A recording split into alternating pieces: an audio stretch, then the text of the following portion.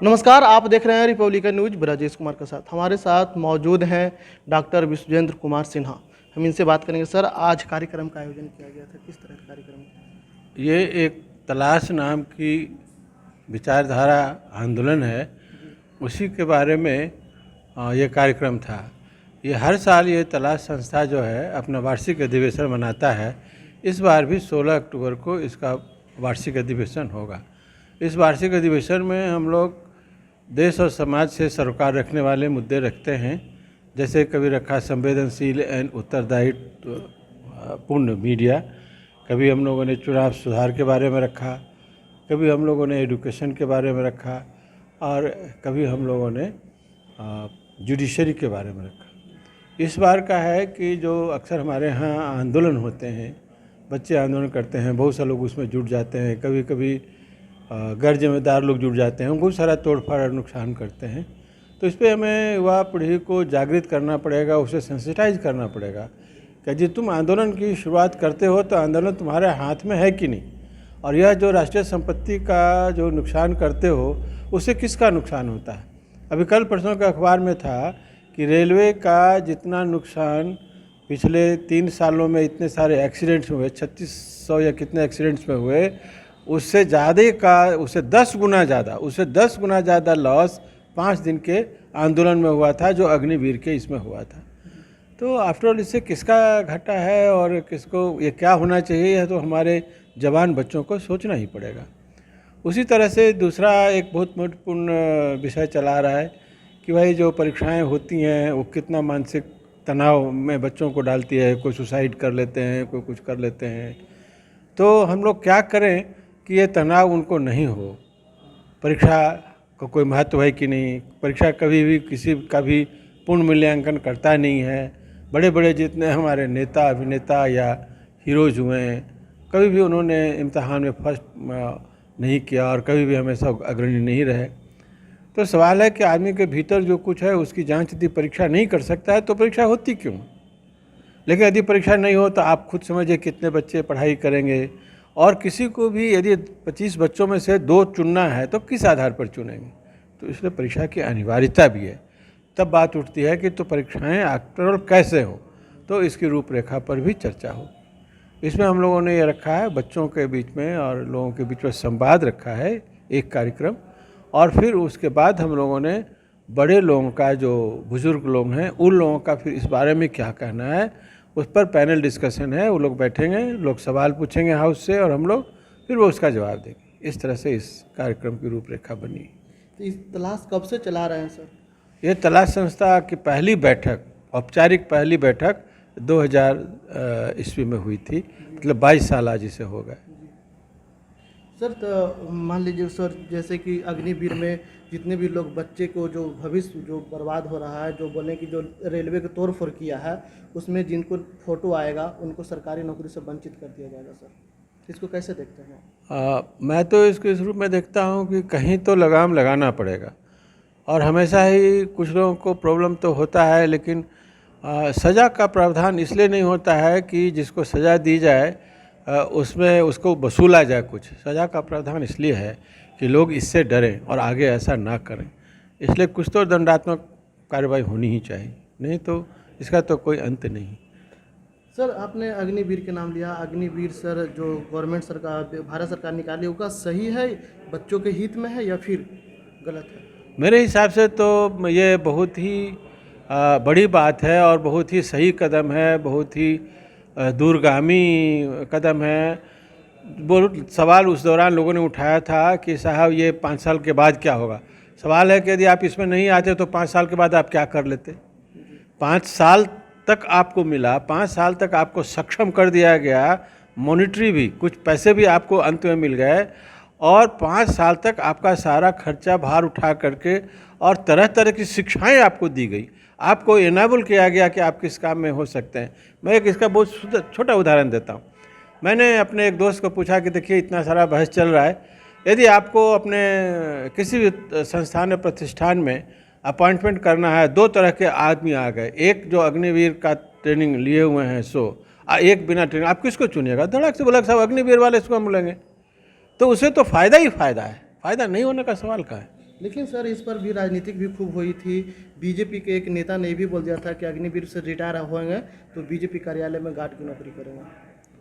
देखिए, सबसे ज़्यादा दुर्दशा हमारे देश में जो है वह है राजनीति की।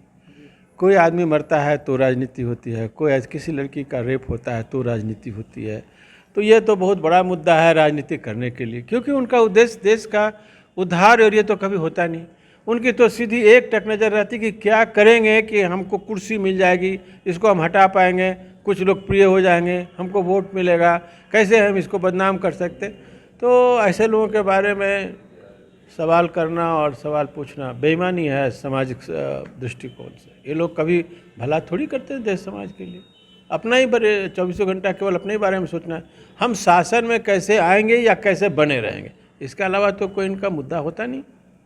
लेकिन सर जिसको कहते हैं राजतंत्र, लोकतंत्र, लोकतंत्र से देश चलती है। जब देश चलती है तो लोगों का जब सेवा नहीं हो पाएगा तो राजतंत्र कैसे चला सकते हैं, लोकतंत्र कैसे चला सकते हैं? लोकतंत्र का मतलब लोग है। आप हमको ये बताइए, मैं कुछ उदाहरण देता हूँ जो अभी बहुत सा कुछ समय में स्पष्ट हो गया। आपका महाराष्ट्र में लोगों ने चुनाव लड़ा, उद्धव ने इसके भारतीय जनता पार्टी के साथ, बाद में सरकार बनाने के लिए उसको छोड़ करके उन लोगों के साथ हो गया जिसके विरुद्ध वो लड़े थे, या जो लोग उसके विरुद्ध लड़े थे। इसमें लोकतंत्र कहाँ बचा आपका? क्या जिसने वोट दिया था उसने ऐसी सहमति दी? इसलिए तलाश का देखिए, बहुत इंपॉर्टेंट बात है। एक वोट से दो निर्णय करना निहायत गलत और असंवैधानिक है। जब हम वोट देते हैं तो हम एक व्यक्ति को चुनते हैं और वह व्यक्ति किसी पार्टी से संबंधित रहता है और वो पार्टी बदल लेता है। तो सवाल है कि हमारे वोट का मतलब क्या हुआ? हमारे वोट का तो कोई मतलब रहा नहीं।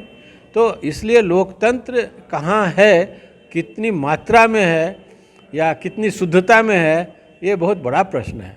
लोकतंत्र के रूप में हम लोग जी रहे हैं, हम लोग देश चला रहे हैं, लेकिन फैक्ट यही है कि यह स्थापित नहीं हुआ। इसको यदि बहुत अच्छे कहेंगे, मेरे शब्दों में, हो सकता है मैं कुछ ज़्यादा बोल जाऊं, तो यह गैंग तंत्र है। राजनीतिक पार्टियों का यह गैंग है। एक गैंग जाता है, दूसरा गैंग आता है। इसी में कोई गैंग अच्छा होता है, कोई गैंग थोड़ा बुरा होता है, लेकिन अदरवाइज़ ये कुछ लोगों का समूह का शासन है। लोकतंत्र तो बिल्कुल नहीं है। इसलिए तलाश में इस बात को बहुत अहमियत दी जाती है कि यदि लोकतंत्र बचाना है तो एक वोट से एक निर्णय करें, केवल व्यक्ति का चुनाव करें, पार्टी को इससे बिल्कुल अलग कर दें। तब वह आदमी स्वतंत्र होगा संसद में, विधानसभा में अपनी बात को कहने के लिए। उस पर पार्टी का कोई व्हिप जारी नहीं होगा और पार्टी के किसी बात से वो बंधुआ मजदूर नहीं होगा। पार्टी के आला कमान का वो व्यक्तिगत जवाबदेही उसकी नहीं रहेगी। वो अपने विचारों को संप्रेषित कर सकेगा। इसलिए लोकतंत्र स्थापित करने के लिए तो पहला जरूरी चीज़ है कि हम लोग इस तरह की चुनाव प्रक्रिया को बदलें। हम लोग केवल अच्छे व्यक्तियों का चुनाव करें जो फिर हमारा प्रतिनिधित्व करें। सर आखिरी सवाल सर, तलाश के माध्यम से बिहार के लोगों को, बिहार के युवा को क्या संदेश देना चाहते हैं?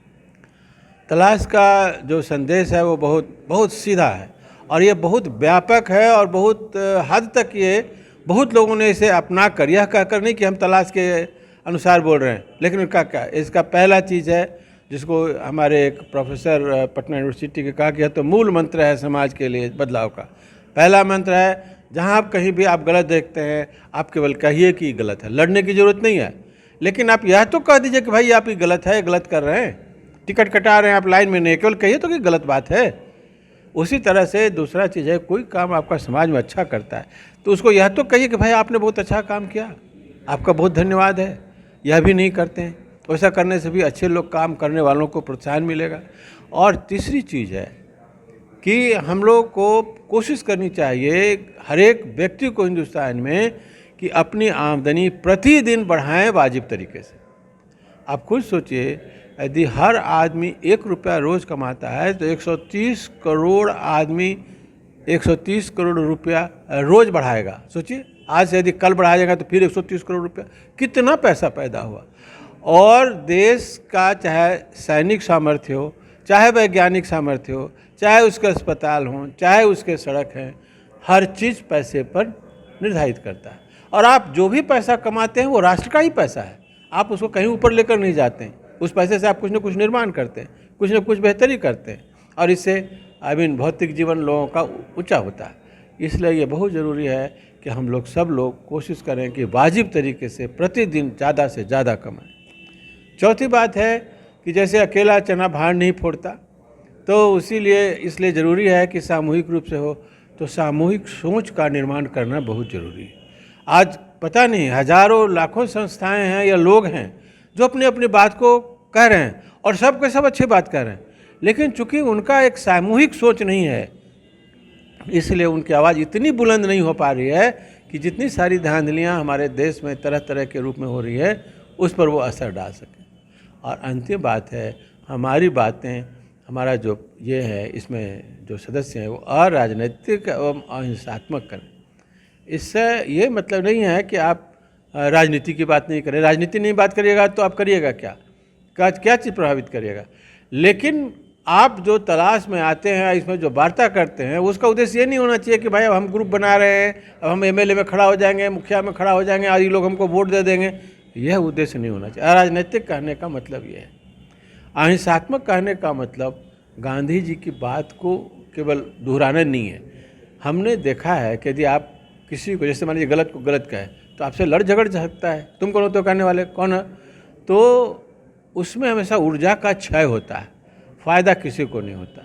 लेकिन यदि उसको आप परसुएशन में डाल देते हैं कि नहीं साहब ये तो गलत बात है, ये तो नहीं, हम आपसे लड़ना नहीं चाहते लेकिन ये तो गलत बात है, तो इस तरह से यदि परसुएशन में करते हैं तो आपका ऊर्जा भी संरक्षित रहता है और उसमें आप विजयी होते हैं। इसलिए अहिंसात्मक होना चाहिए। चलिए, गांधी जी की विचारधारा पर चलने के लिए डॉक्टर विश्वनाथ कुमार सिन्हा ने सीधे तौर पर कह दिए हैं कि लोगों को गांधी जी की विचारधारा पर चलना चाहिए, अहिंसात्मक होना चाहिए और लोगों को साथ अच्छा से भेदभाव करनी चाहिए। तो अभी तक के फिलहाल इतना ही। बना रहिए रिपब्लिकन न्यूज़ पर। धन्यवाद। रिपब्लिकन न्यूज़ से जुड़ने के लिए सब्सक्राइब बटन दबाकर चैनल को सब्सक्राइब करें। नोटिफिकेशन प्राप्त करने के लिए यहाँ बेल को दबाएं। वीडियो अच्छा लगे तो लाइक करें और दोस्तों के साथ शेयर करना ना भूलें।